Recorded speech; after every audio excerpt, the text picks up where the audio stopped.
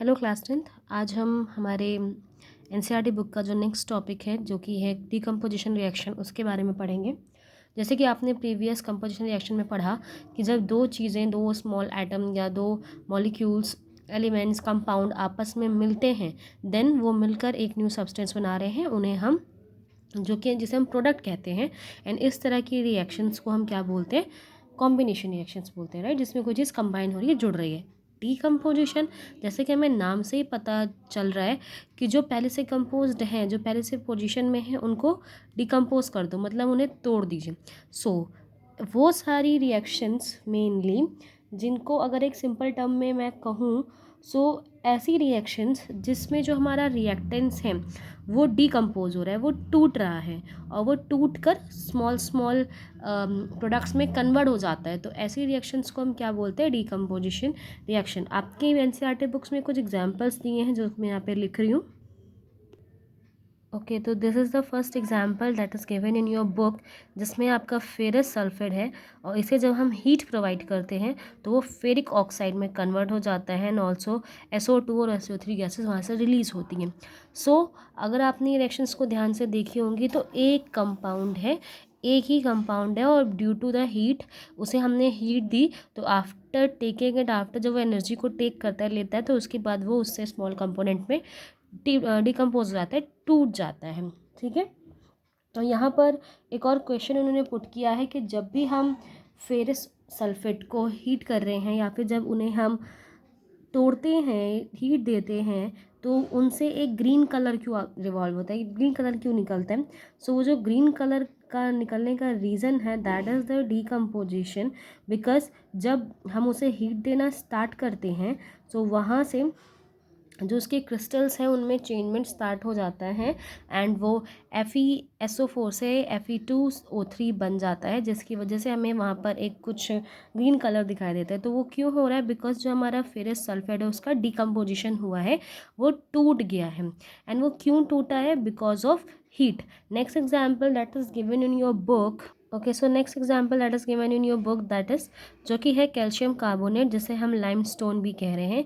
उसे जब हम हीट देते हैं देन वो ब्रेक हो जाता है and then it form calcium oxide, जो कि है हमारा क्विकलाइन एंड कार्बन डाइऑक्साइड। तो ये जो भी रिएक्शन देखी आपने, उसमें भी आपने देखा कि एक हमारा कंपाउंड था एंड जब हम उन्हें हीट प्रोवाइड कर रहे हैं that it will break down, वो ब्रेक हो जाता है एंड देन स्मॉल कंपोनेंट में टूट जाता है। इसका भी रीज़न, जो ये रिएक्शन है वो भी हमें क्या दिखा रही है कि जो हमारी रिएक्शन है, जो भी हम एलिमेंट का कंपाउंड है, उसका डीकम्पोजिशन हुआ है।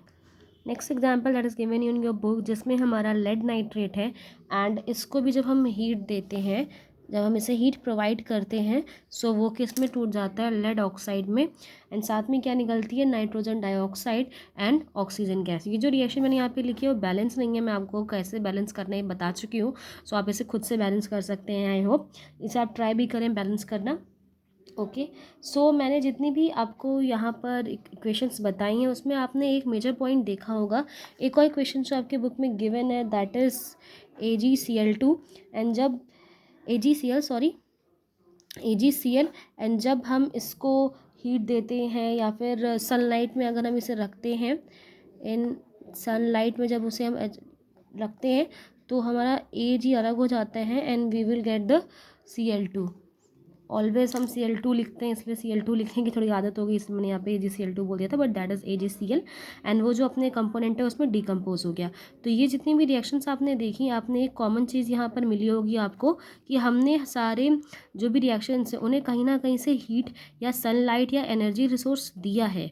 तो वो सारी रिएक्शंस जिनको हम हीट देते हैं, जिन्हें हम एनर्जी देते हैं एंड एनर्जी देने के बाद वो अपने स्मॉल कंपोनेंट्स में टूट जाते हैं, तो ऐसी रिएक्शंस को हम क्या बोलते हैं? ऐसी रिएक्शन को हम डिकम्पोजिशन रिएक्शन बोलते हैं।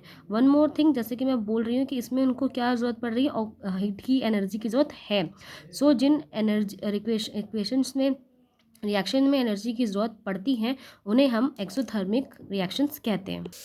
इन सारे एग्जाम्पल से यहाँ पे आपको दो चीज़ें समझ में आई होंगी। पहला कि decomposition reaction requires energy, decomposition reaction को एनर्जी की ज़रूरत होती है और वो एनर्जी चाहे वो हीट के फॉर्म में हो, लाइट के फॉर्म में हो या इलेक्ट्रिसिटी के फॉर्म में हो, किसी भी फॉर्म में है, जब हम उन्हें एनर्जी देते हैं देन वो अपने स्मॉल कंपोनेंट में डीकम्पोज हो जाते हैं। एंड ऐसी रिएक्शंस जिनमें हमें एनर्जी उन्हें देने की ज़रूरत पड़ती है, उन्हें एनर्जी हमें देनी है, उन्हें हम क्या बोलते हैं, एंडोथर्मिक रिएक्शंस बोलते हैं। इसकी प्रीवियस जब आपने पढ़ा था तो वो एक्सोथर्मिक थी, क्यों, बिकॉज उसमें एनर्जी निकल रही थी, एनर्जी हमें मिल रही थी।